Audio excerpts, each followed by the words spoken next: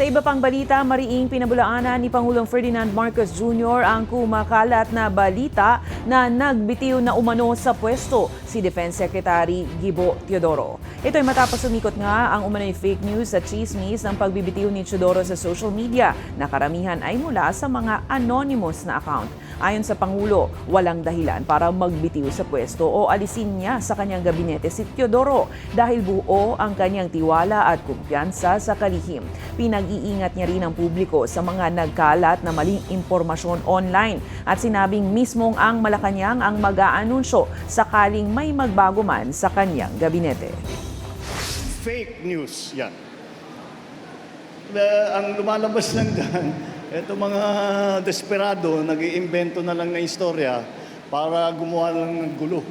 Wala naman silang naibibigay, wala silang naitutulong, wala silang kontribusyon sa buhay ng bawat Pilipino, kundi paninira lamang, kundi panggugulo lamang.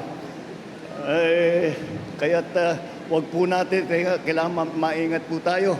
Huwag tayo masyadong naniniwala kung wala namang pruweba na sa kanilang mga sinasabi.